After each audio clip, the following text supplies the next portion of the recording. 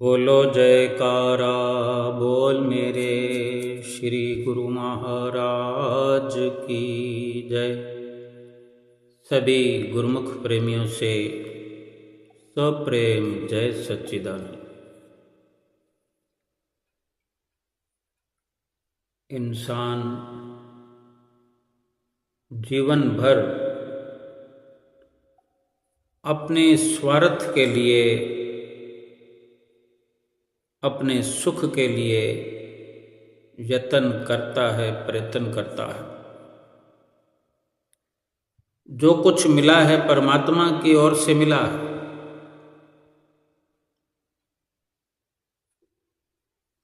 कभी अपना सुख ना देख करके दूसरे के सुख के बारे में सोचे, दूसरे को सुखी करने का विचार करे तो अपने आप को सुख मुफ्त में मिल जाएगा, बिना प्रयास के मिल जाएगा। और परोपकार का भी प्रभु से इनाम मिलेगा कि हमने परोपकार किया, हमारे ये शुभ कर्म। और अगर बिना चाहना के, किसी बिना मतलब के कर्म किए तो ये निष्काम कर्म बनकर शुभ और अशुभ दोनों से हमें ऊपर उठा सकते हैं। महापुरुष सदा यही सिखाते हैं कि जीवन में अगर सुख चाहिए तो दूसरों के सुख के बारे में विचार करो, दूसरे को सुखी बनाने का प्रयत्न करो। ये ना देखो कि वो कौन है, कौन अपना है, कौन रिश्तेदार है, कौन नज़दीकी है, बल्कि जहाँ भी नज़र आए कोई जिसको हमारी मदद की दरकार हो, हमारे कुछ सहयोग करने से, मदद करने से, चाहे तन से हो, मन से हो, धन से हो, किसी भी प्रयास से अगर किसी को सुख मिलता हो, हमें उसे सुखी करना चाहिए। हमें बहुत सी वस्तुएं आज दुनिया में रहते हुए ज़रूरत है। हम बहुत कुछ चाहते हैं। चाहना एक अलग बात है, चाहत अलग बात है, और एक ज़रूरत जो है वो अलग बात है। लेकिन भगवान कहते हैं कि दोनों को ही दरकिनार करके किसी दूसरे के बारे में, किसी दूसरे को सुखी करने के बारे में विचार करके तो देखो, कुछ त्याग करके देखो। और त्याग क्या करना है? प्रभु का दिया हुआ किसी को देना है। हमारा पूरा जीवन प्रभु का दिया हुआ है। ये तन प्रभु का दिया हुआ है, मन प्रभु का दिया हुआ है, धन प्रभु का दिया हुआ है। उसी में से अगर कुछ परोपकार में हम लगा दें, किसी के गिरे हुए को उठा दें, तो अपने तन से तो हम मेहनत करेंगे, पुरुषार्थ करेंगे, शरीर का थोड़ा दम खर्च होगा, मन भी हमारा साथ में लगेगा। और धन, हम अगर कहीं कार्य करने जा रहे हैं, कमाई करने जा रहे हैं, अगर उस कमाई को हम छोड़ते हैं तो वो धन का भी सहयोग हो गया एक प्रकार से। अगर शारीरिक किसी को मदद करते हैं, किसी गिरे हुए को उठाते हैं, किसी को अच्छी सलाह देने के लिए समय लगाते हैं, एक प्रकार से तन मन धन और साथ ही होता है। और अगर रुपए पैसे देकर किसी को मदद करना है तो केवल उसकी मदद के बारे में विचार करें। पछतावा ना हो कि हमने अपना सर्वस्व लुटा दिया। उतना ही खर्च करें जितना हम बिना उसका सुमरण किए खर्च कर सकें। परोपकार का लाभ भी तभी है कि दिल से करें। एक छोटे से गांव में एक परिवार था, गरीब परिवार था, और वो गरीब परिवार की गरीब औरत जो अपने परिवार में रहती थी, एक बड़ा बेटा था उसका,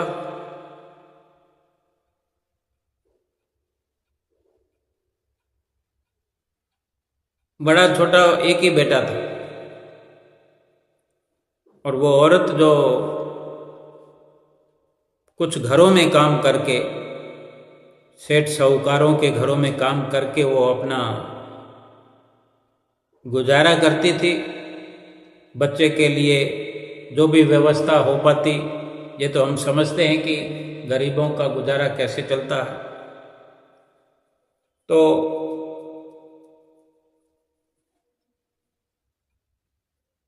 अपने बच्चे के लिए बहुत प्रयास करके भी कोई अच्छा सा खिलौना कभी नहीं ला सकी। एक दिन, बहुत पुराने समय की ये कथा है, दृष्टांत है कि उस वक़्त में हमने भी, अनेक गुरुमुख प्रेमियों ने अपने जीवन में भी बेशक देखा हो, जिनकी उम्र 70-80 साल आज है, उन्होंने अनुभव किया होगा, अपने जीवन में देखा होगा, नहीं तो सुना तो तकरीबन सबने है, क्योंकि ऐसी कथा कहानियाँ भी होती हैं और बड़े बुजुर्ग सुनाया भी करते हैं कि हमारे समय में ऐसा होता था, ऐसे व्यापार होता था, यानी खेती होती थी, अधिकतर लोग किसानी किया करते थे, और जो फसल होती थी वो फसल घर में ला के रखी जाती थी, गेहूं है, बाजरा है, मोठ है, वगैरह वगैरह। अब कोई और वस्तु हमें चाहिए तो उस अनाज को लेकर के हम किसी भी दुकान पर चले जाते थे, किसी के पास चले जाते थे, तो वो अनाज देकर एक भाव निश्चित होता था, जितना अनाज उसको दे दिया हमने, हमारे पास है, और उसी कीमत का हम वो सामान ले लिया करते थे। अगर नगद रुपये चाहिए तो सेठ साहूकार के पास वो अनाज जा कर के बेच देते थे, वो अपने मुनाफे के अनुसार वो दाम लगा करके, सौदा करके वो अनाज ले लिया करते थे। तो एक दिन उस औरत को सेठ के घर से अनाज मिला, पैसे नहीं मिले, अनाज दे दिया गया काम के बदले में, दिहाड़ी के बदले में। तो वो औरत अनाज को बेचने के लिए हाट में चली गई, बाजार में चली गई। तो यूं ही बेटे से पूछ लिया, क्योंकि माता पिता का तो दिल बच्चों में ही रहता है और बच्चे उनके दिल में रहते हैं। वो खिलौना ला सके या ना ला सके, उसकी मांग पूरी कर सके या ना करे, लेकिन माता पिता की ये इच्छा होती है, वो पूछते रहते हैं, बेटा तुम्हें कुछ चाहिए, बेटी तुम्हें क्या चाहिए, तुम्हारे लिए क्या लाऊं, ये एक भाव होता है। तो माँ ने पूछ लिया बेटे से, बोल बेटा तेरे लिए बाजार से क्या लेकर आऊं।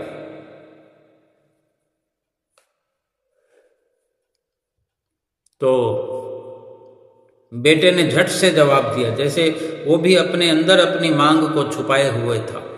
मौका मिलते ही झट से कह दिया, माँ मेरे लिए एक ढोल ले आना, ढोल जो बजाने वाला होता है। अब माँ जानती थी कि उसके पास कभी इतने पैसे नहीं होंगे कि वो बेटे के लिए ढोल खरीद सके। वो बाजार तो गई, अनाज बेचा और उन पैसों से कुछ आटा, दाल, नमक, बेसन, यही सब खरीद पाई। उसे दुख था कि वो बेटे के लिए कुछ भी ला नहीं सकी। वापस आते हुए रास्ते में उसे एक लकड़ी का एक प्यारा सा टुकड़ा दिखा, उसे उठा लिया।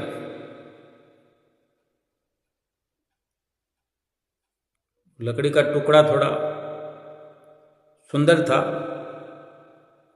छोटा ही टुकड़ा था, कोई खिलौना नहीं था, लेकिन थोड़ा आकर्षित करने वाला भी हो सकता है। लेकिन क्या सोचकर कि ये बेटे को अब मरता क्या नहीं करता,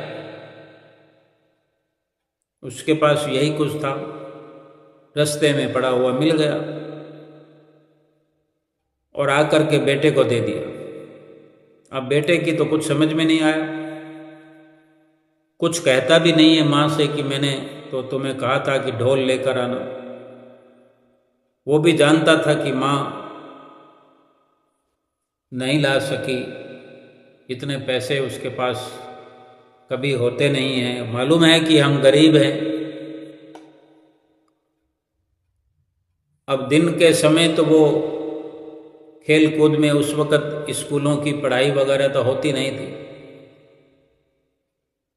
जब वो दिन के समय खेलने के लिए गया तो उस लकड़ी के टुकड़े को साथ ले गया। तो देखा एक जगह पर बुढ़ी अम्मा चूल्हा जगा रही थी। वो गोबर से बने हुए उपले रख के उसको जलाने की कोशिश कर रही थी चूल्हे में, पर वो उपले जो थे सूखे नहीं थे, थोड़ी थोड़ी सीलन थी उसमें, जिसके कारण आग जल नहीं रही थी। चारों तरफ धुआं ही धुआं हो गया और धुएं से अम्मा की आंखों में पानी आ रहा था। लड़का जो खेलने जा रहा था बुढ़ी अम्मा को देखकर रुक गया, पूछता है अम्मा क्यों रो रही है? तो बुढ़ी अम्मा कहती है बेटा चूल्हा नहीं जल रहा है, धुआं हो रहा है, इसलिए आंखों से पानी बह रहा है, और चूल्हा नहीं जलेगा तो रोटी कैसे बनेगी? और लड़के को विचार आया कि मेरे पास लकड़ी का जो टुकड़ा है मेरे हाथ में, ये तो सूखा है। विचार आया कि ये जल सकता है जल्दी।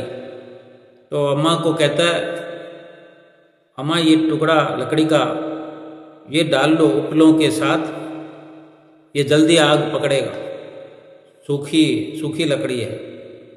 अम्मा बहुत खुश हो गई।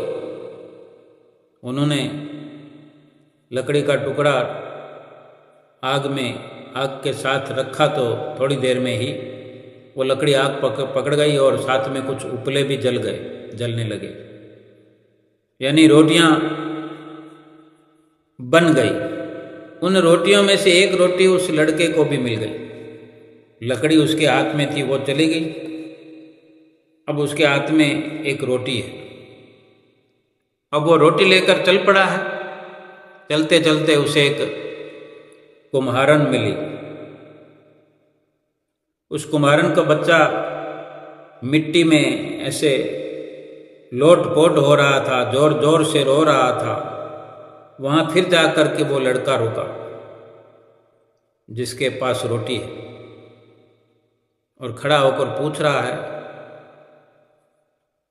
उस कुम्हारन से कि माई ये बच्चा क्यों रो रहा है? तो कुम्हारन कहती है बेटा ये इसलिए रो रहा है कि ये भूखा है, हमारे घर में खाने को कुछ भी नहीं है। तो लड़के ने अपनी रोटी आगे कर दी, उस बच्चे को दे दी। बच्चा चुप हो गया, कोई सब्जी नहीं, कोई मिर्च मसाला नहीं। ऐसा वक्त होता था, ऐसी गरीबी होती थी कि केवल आटे की रोटी से ही काम चला लिया करते थे। आज तो मटर पनीर खाकर भी दुख है जो खत्म होने का नाम ही नहीं लेता। बहुत सारे कारण हैं।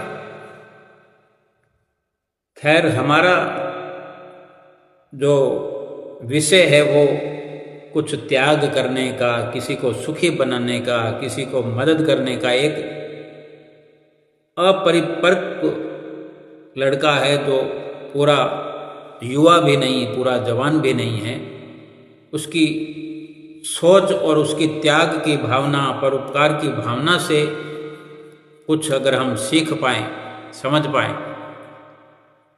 अब वो रोटी जो उस बच्चे को दे दी, कुम्हारन के बच्चे को, बच्चा चुप हो गया, वो जल्दी जल्दी रोटी खाने लगा। कुम्हारन बहुत आभार मानती है रोटी के बदले। अब कुम्हारन के पास तो घड़े बने रखे थे, घड़े बिकते हैं तो पैसे आ जाते हैं, नहीं होते हैं तो नहीं बिकते हैं तो रोटी के भी लाले पड़ते हैं। तो कुम्हारन के पास घड़े थे, उसने एक घड़ा उठा करके उस लड़के को दे दिया रोटी के बदले। तो उससे वो घड़ा लेकर के चल पड़ा। चलते चलते नदी पर पहुंचा। वहां जाकर देखा तो वहां धोबी और धोबन आपस में झगड़ रहे। वहां कपड़े धोने का काम होता है धोबन और धोबी का, लेकिन उनकी लड़ाई हो रही है, पति पत्नी में लड़ाई हो जाती है, बहुत सारे कारण होते हैं। उस लड़के ने रुक कर उनसे लड़ने झगड़ने का कारण पूछा। तो धोबी कहता है, क्या करूं, लड़ाई नहीं करूं, चिल्लाऊं नहीं तो क्या करूं।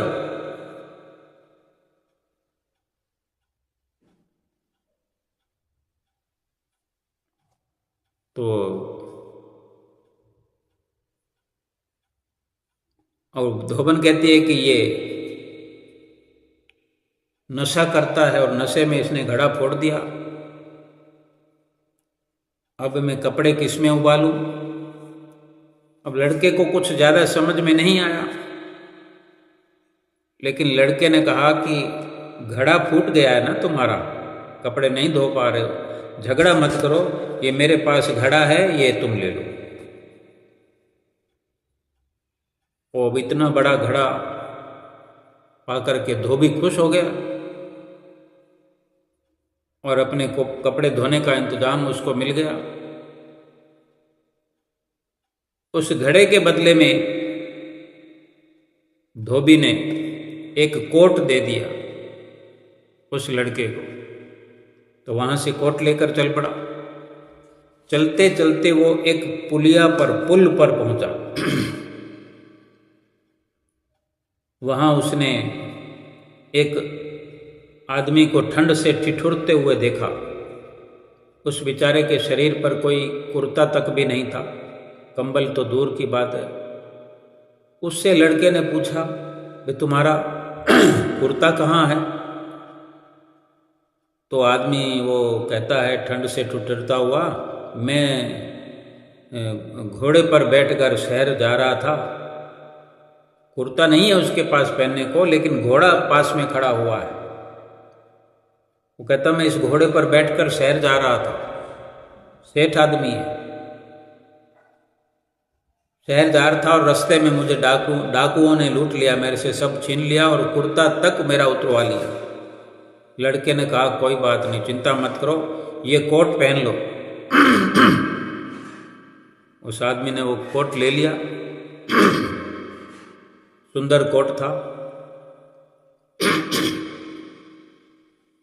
कोट लेकर कहता तुम तो बहुत भले लड़के हो, तुम बहुत भले हो, चलो मैं तुम्हें अपना घोड़ा भेंट करता हूं। लड़के ने घोड़ा ले लिया। थोड़ा आगे जाकर उसने देखा कि एक बारात रुकी हुई है। बारात का दृश्य देखा और बारात रुकी खड़ी है, लेकिन दूल्हा बाराती गाने बजाने वाले सब के सब मुंह लटकाए हुए पेड़ के नीचे बैठे हैं। अब उनसे जाकर पूछा लड़के ने, भाई तुम क्यों यहाँ उदास हुए बैठे हो। तो उस दूल्हे के पिता ने कहा, हमें लड़की वालों के यहाँ जाना है, बारात लेकर जा रहे थे, बारात रवाना करनी है, पर दूल्हे के लिए घोड़ा अभी तक आया नहीं। जो घोड़ा लेने गया वो भी अभी तक नहीं लौटा। अब दूल्हा पैदल कैसे जाए? अब पहले भी इतनी देर हो गई है, कहीं विवाह का मुहूर्त ही ना निकल जाए। लड़के ने अपने पास जो घोड़ा था उसकी मोरी, उसकी रस्सी उनके हाथ में दे दी कि ये मेरा घोड़ा ले लीजिए। सब के सब खिल उठे, सबके चेहरे पर मुस्कान आ गई।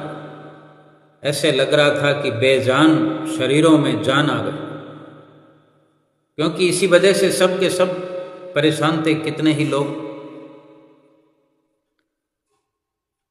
अब दूल्हे ने लड़के से पूछा, तुमने बड़ी मदद की हमारी, इस अवस्था में घोड़ा हमें यहाँ पर हमें मदद कर दी, घोड़ा दे दिया। कुछ समझ में नहीं आता कि हम तुम्हारी क्या मदद करें, तुम ही बताओ हम तुम्हारी क्या मदद कर सकते हैं। तो वो लड़का कहता है, अगर आप कुछ देना चाहते हैं तो ये ढोल दिला दो। तो दूल्हे ने ढोल बजाने वाले से कहा कि ये ढोल इसको दे दो।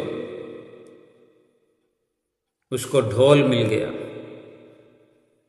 और लड़का भागा भागा ढोल लेकर अपने घर पहुंचा। ढोल बजाते हुए अपनी माँ को पूरी कहानी सुनाने लगा कि उसकी दी हुई लकड़ी से उसने ढोल कैसे प्राप्त कर लिया, सब बताया। लड़का ढोल पाकर बहुत खुश था, प्रसन्न था कि बेशक उसकी ढोल को प्राप्त करने की इच्छा थी, लेकिन ढोल की चाहना को दरकिनार करके वो हर किसी के लिए, हर किसी के जरूरत को पूरा करने के लिए, हर किसी की मदद करने के लिए आगे बढ़ता रहा। और ये कुदरत की रचना है, भगवान का आशीर्वाद है। उसे किसी से कोई कुछ भी वस्तु की चाहना नहीं थी। अब वो बुढ़ी अम्मा को लकड़ी देता है, लकड़ी का टुकड़ा देता है, उसको कितनी की रोटी चाहिए, 2-3 रोटियां बनानी होती हैं, इतनी आग से उसका काम हो गया, उसने एक रोटी दे दी। उसको भी खाया नहीं, चल रहा है, सोच रहा है कि मैं ये किसी को दे दूं, ये भी किसी को दे दूं। तो हर चीज वो कुर्बान करता गया। और जब अंत में ढोल दिखाई दे रहा है और उधर दूल्हे ने खुश होकर प्रसन्नता से पूछा कि बताओ हम तुम्हारी क्या मदद कर सकते हैं। वक़्त को देखकर, वक़्त की नजाकत को देखते हुए उसने मांग कर ली। अब घोड़ा देकर कोई ढोल की मांग करना कोई बहुत बड़ी बात नहीं है, और तुरंत उसे ढोल मिल गया। निस्वार्थ, बिना किसी मतलब के त्याग करना, ये सब जो सत्कर्म हम करते हैं, घूम फिर कर हमारे सामने आ जाते हैं। जो मतलब परस्ती के लिए, अपने सुख के लिए, अपने लाभ के लिए, अपनी वाहवाही के लिए, जो हम किसी का दिल दुखाते हैं, किसी को नीचा दिखाते हैं, किसी से ठगी करते हैं, वो पाप कर्म भी घूम फिर कर हमारे सामने आते हैं और आ रहे हैं, हम देख रहे हैं। सुबह, दोपहर, शाम, रात, क्या दिन क्या रात, क्या सुबह क्या शाम, उन्हीं कर्मों का ताना बुना बुना हुआ हमारे हाथों से वो हमारा किया कराया ही हमारे सामने आ रहा।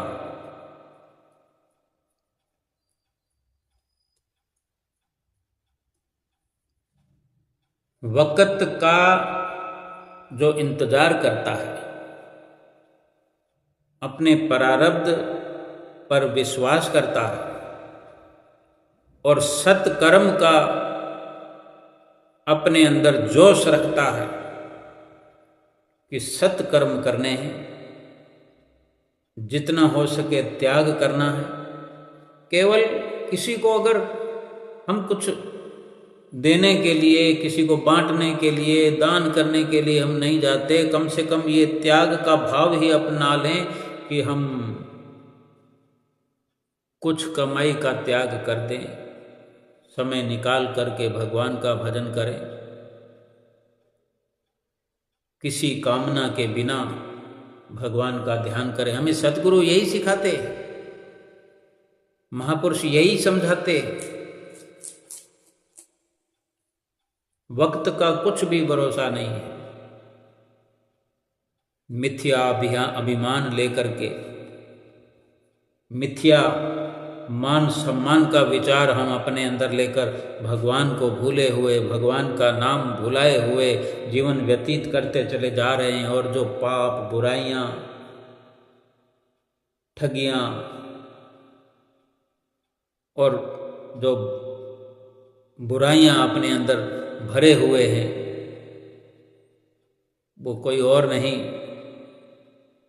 हम ही को उनकी फसल काटनी होगी।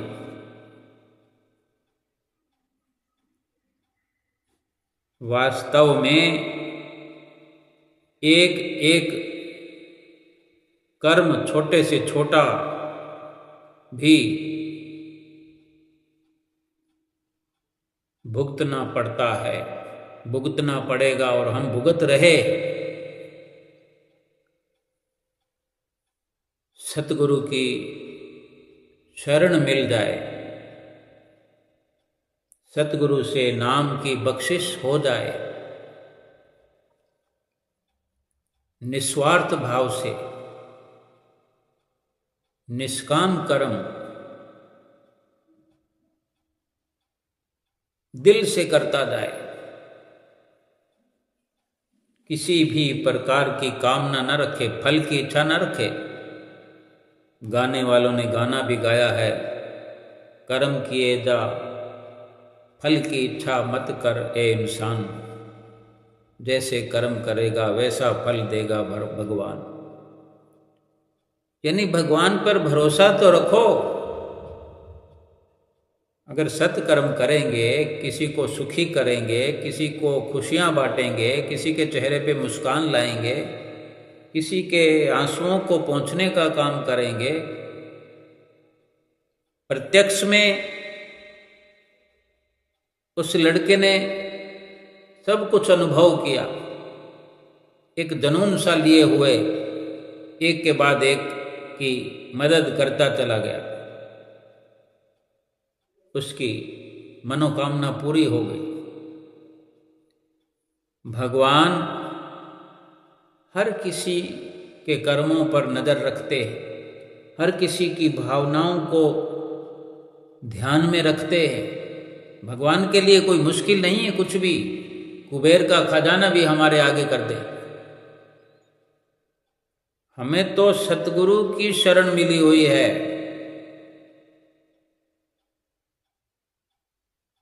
हमें तो ये विचार करना चाहिए कि कुबेर का खजाना भी सतगुरु से मिली हुई दात और सतगुरु से मिली हुई उस नाम की दात से जो लाभ होता है, कुबेर का खजाना भी तुच्छ है उसके आगे। जो भजन सुमरन की प्रेरणा हमें रोज की रोज मिलती है, जो नाम की कमाई करने के लिए हमें रोज शिक्षा प्रदान करते हैं सतगुरु जी, कुबेर का खजाना भी उसके आगे तुच्छ है। भाव कहने का यह है कि कुछ भी अपने कर्मों से अलग होकर के नहीं मिलने वाला। जो कर्म हम बीते जन्मों में करके आए हैं, वही कर्म प्रधान होकर के आज हमारे सामने लाइन लगी पड़ी है, एक के बाद एक, एक के बाद एक। हम महसूस करते होंगे, क्या स्त्री क्या पुरुष सुबह से लेकर शाम तक, शाम से लेकर सुबह तक कौन कौन सी मुसीबतों का सामना हम नहीं करते। ऐसे लिस्ट बनी हुई है। कभी कभी तो अपना सिर पीट लेते हैं हम कि क्या ऐसा भी दिन देखना था। जीवन से तंग आ जाते हैं हम। लेकिन ये यकीन करने की बात है कि ये हमारे ही किए हुए कर्म हैं। जीवन से तंग आने की जरूरत नहीं है। कर्मों को कर्मों से काटा जा सकता है। जिसको सतगुरु की शरण मिली है वो होशियार रहे, खबरदार रहे, वो हर दुख से छुटकारा पा सकता है। एक बार की बात है कि एक परिवार में एक भक्तानी ने नाम दान लिया हुआ था। बार बार ऐसा जिक्र आता है कि एक परिवार में एक भगत जी थे, एक परिवार में एक भक्तानी थी, एक परिवार के एक बच्चे ने, एक परिवार की बच्ची ने गुरु महाराज से नाम लिया हुआ था या गुरु महाराज जी की दर्शन करने की जिद करी।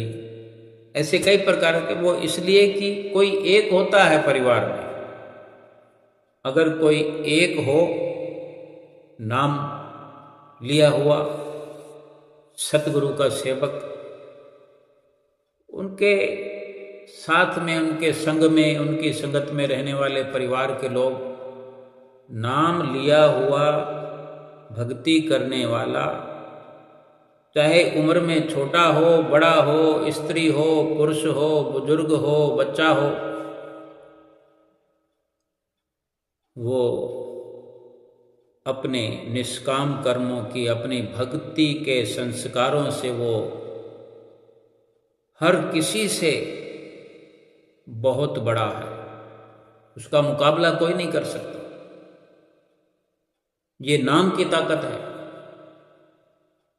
हर कोई इस बात का ख्याल रखे कि सत्संगी का, भजन करने वाले भजनीक का, सुमरन करने वाले का आदर सम्मान करने मात्र से भी हमारे प्रारब्ध कर्मों में बदलाव हो जाता है। तो एक परिवार में एक भक्तानी ने क्या है कि नाम सतगुरु से, गुरु महाराज जी से नाम लिया हुआ था और उसकी बेटी ने भी नाम लिया हुआ था। ये सब अपने संस्कारों की बात है कि कहीं सत्संग होता है तो अड़ोस पड़ोस के लोग जाते हैं, तो किसी ने नहीं नाम लिया हुआ वो चले जाते हैं। कोई पिछला संस्कार उदय हो जाता है, वो भी नाम साथ में आई हुई माताएं बहनें ले लेती हैं। तो वो उस भक्तानी ने जो लिया हुआ था, फिर किसी वक्त किसी दिन वो अपनी बेटी को साथ ले गई, उसको भी नाम दिला दिया। अब वो माता और बेटी नाम लिए हुए हैं, बाकी सब घर में बिना नाम वाले हैं। अब उस परिवार की वो बेटी जो है, उस भक्तानी की बेटी, उसकी शादी हुई, शादी हो गई, तो नाम तो साथ में ही रहता है। जीते जी क्या, मरने पर भी साथ रहता है। वो साथ तो आत्मा के रहता है ना, शरीर के थोड़ी साथ रहता है। शरीर तो नाम को जपता है। तो बेटी की जो शादी हुई, समय का चक्कर चलता रहा। जहां वो लड़की ब्याही गई उस भक्तानी की, वहां वो आगे ससुराल वाले जो थे वो तो गुरुमुख थे नहीं, तो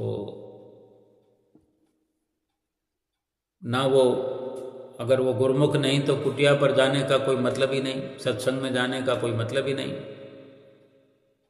तो वो लड़की भी उस भक्तानी की धीरे धीरे गुरु महाराज जी को भूल गई। क्या जय सच्चिदानंद है, क्या आरती पूजा है, क्या गुरु महाराज जी के दर्शन करना है, भूल भाल गई। और नाम सुमरन करना तो दूर की बात है। एक वक्त आया ऐसा कि उस परिवार को, ससुराल वालों को, उस लड़की का जो ससुराल है, जो लड़की जहाँ जिस घर में गई है, उनको व्यापार में बहुत घाटा पड़ गया। होते होते इतनी बुरी हालत हो गई कि 2 वक्त की रोटी भी नसीब होना मुश्किल हो गया। अब व्यापार में जब घाटा पड़ता है तो जो पैसे देने वाले होते हैं वो पैसे नहीं देते। कहीं ना कहीं तो उधार बांटने की वजह से ही ऐसा दिन देखना पड़ता है। ऐसी हालत में फिर कुछ लोग मौका देख करके ही गिरे हुए को और गिराने में लगे रहते हैं। तो वक़्त जो था ऐसा आया कि बहुत ही ज़्यादा हालत खराब हो गई। तो क्या सोचा परिवार वालों ने कि अब आत्महत्या करने से बढ़कर और कुछ रास्ता नहीं, और गंगा जी में डुबकी लगाने हरिद्वार गए पूरा परिवार। कि गंगा जी में डुबकी लगाएंगे और गहरे अंदर चले जाएंगे, बस काम हो जाएगा, आफत खत्म हो जाएगी। घुट घुट करके जीना कितने दिन होगा। अब कहना तो आसान होता है, आत्मदाह करना भी कोई आसान काम तो नहीं है, लेकिन जो सतगुरु की रूह होती है, सतगुरु की उन पर पूरी नज़र होती है, उनके हर कर्म पर उनका ध्यान होता है। कोई ना कोई ऐसी रचना रचाते हैं।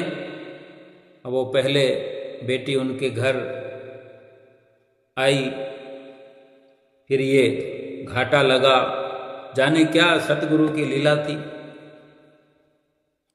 वो कोई मन अपना पक्का करते तो पहले सोचा कि भूख का इंतजाम कर लें, कुछ खा पी लें। तो विचार आया कि थोड़े बहुत जो पैसे थे वो भी हमने टिकटों में खर्च कर दिए, खाने के लिए भी पैसे नहीं है। अब उनकी सुरती खाने पीने में चलेगी। मरने से पहले सब कुछ सामना करना पड़ता है, हर विचार का। अब भूख लगी है तो भूख का इंतजाम करना पड़ेगा। वैसे भी सोचते हैं कि मरना ही है तो खा पी के मरे, तो पैसे नहीं हैं। तो अचानक से नजर आया कि पास में कोई लाइनें लगी हुई है, तंबू लगा हुआ है, कोई भंडारा करवा रहा है।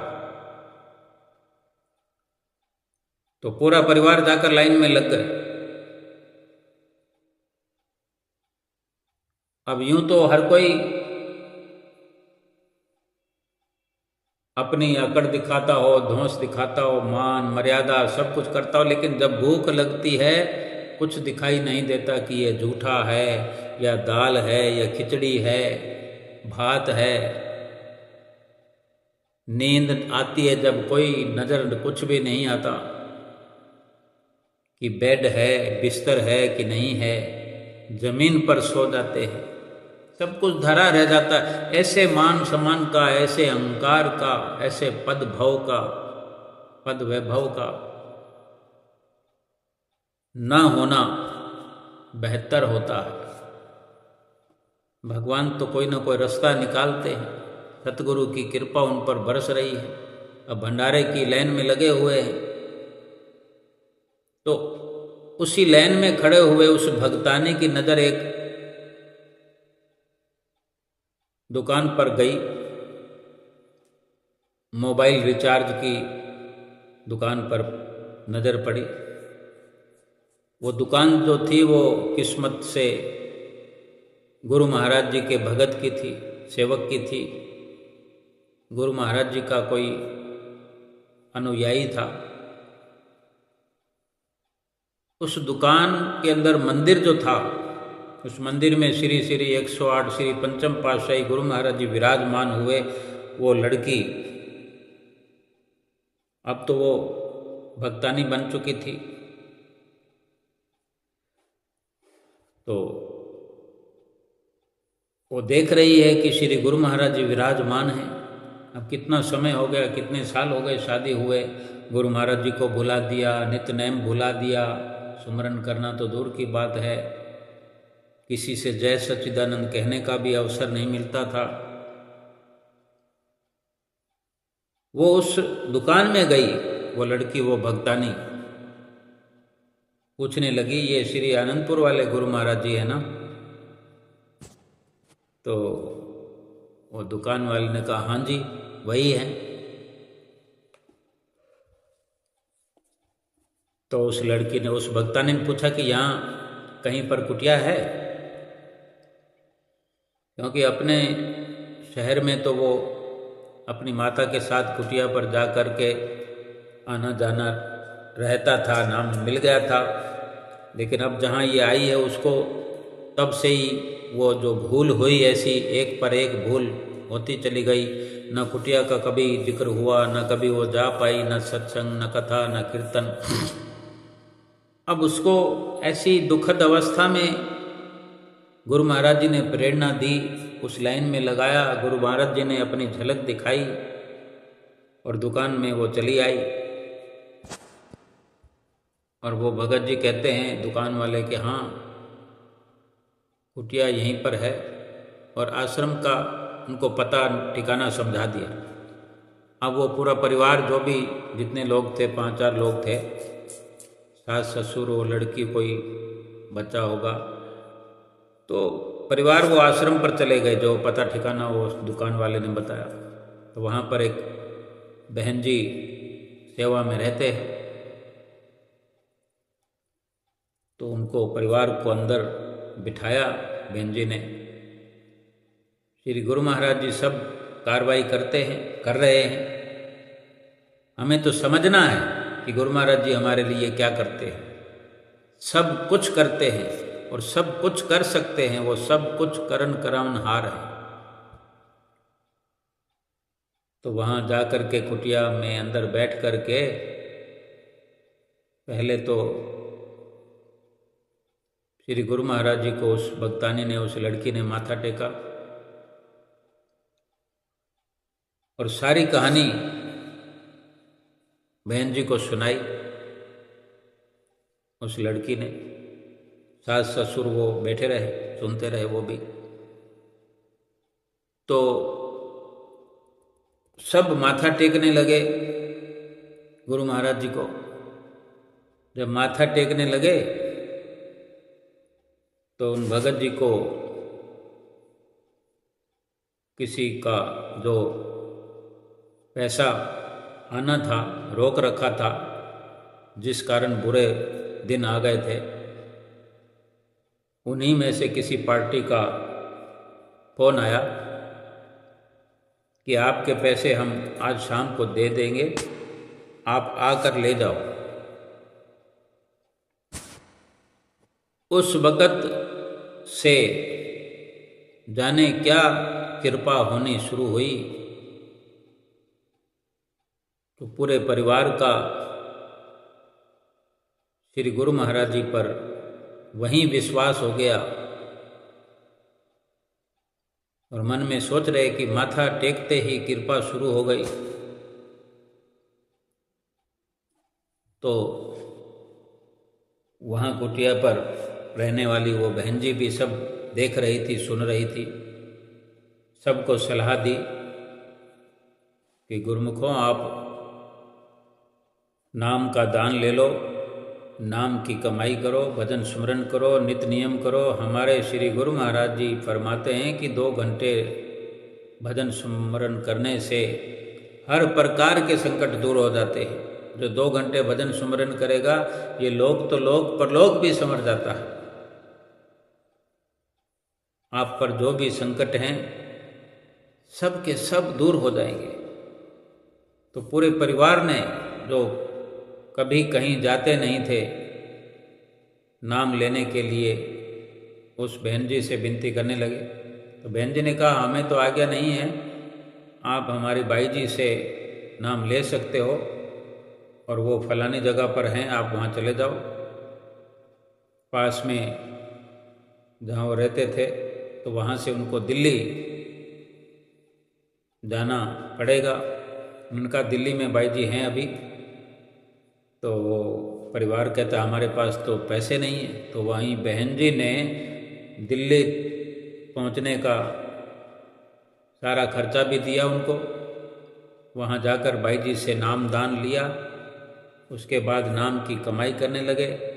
उस पार्टी से तो पेमेंट उनको मिली ही, और भी कई जगह से उनके रुके हुए पैसे आ गए।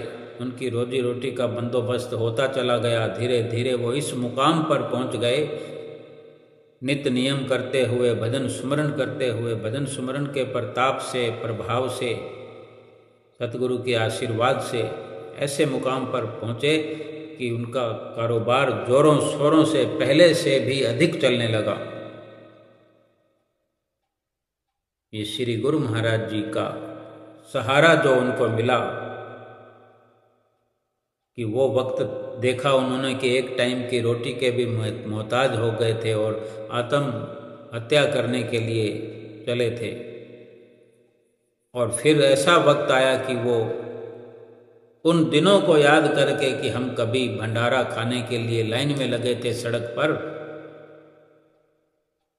आज गुरु महाराज जी की कृपा हुई है तो वो आए दिन भंडारा करवाते हैं। और सतगुरु देव महाराज जी के चरणों में कभी कुटिया पर, कभी दरबार में पहुँच कर के पल पल शुक्राना कर रहे हैं, ये मेरे मालिक तू किस तरह से हम जीवों को सहारा देता है, किस तरह अपने सेवकों की रक्षा करता है। गुरु महाराज जी की याद आ जाती है जब ऐसी लीलाएं हम सुनते हैं।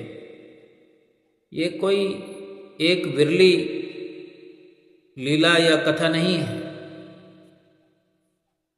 हर गुरुमुख के साथ श्री परमहंस अवतार श्री पंचम पातशाही गुरु महाराज जी की लीला जुड़ी हुई है। हर गुरुमुख के साथ कुछ न कुछ वाकया ऐसा हुआ है जो आज इस संसार में गुरुमुख प्रेमी अपने सतगुरु के गीत गाते हुए, उनका शुक्राना गाते हुए थकते नहीं। केवल इतना ही हमें याद रहे कि हम श्री परमहंसों की नगरी में, परमहंसों की छत्र छाया में जीवन व्यतीत कर रहे हैं। परमहंसों की आज्ञा व मौज को कभी बिसारे नहीं, कभी भूले नहीं। दुख हो, सुख हो, वक्त गुजर जाएगा। ये शरीर संघर्ष करते हुए नाम की कमाई हर वक्त करता रहे। ये शरीर संघर्ष करने के लिए मिला हुआ है। हर संघर्ष करते हुए, नाम की कमाई करते हुए, किसी और की मदद करने में, परोपकार करने में, अपने सुख को कुर्बान करते हुए देर न लगाएं। कम से कम अपना उपकार भी, अपने पर उपकार करें तो भी ये भजन सुमरन अपनी आत्मा पर उपकार करने का सबसे अच्छा तरीका है। इसी को अपना लें, 5 नियमों की पालना करते रहें, 2 घंटे भजन अभ्यास करते रहें, सतगुरु का ध्यान होता रहे, सत्संग होता रहे, सेवा होती रहे। ये हमारी आत्मा पर सच्चा उपकार है। हमारी आत्मा भली चंगी हो जाएगी, खुशहाल हो जाएगी, परमात्मा से जा कर के मिल जाएगी। बोलो जयकारा बोल मेरे श्री गुरु महाराज की जय।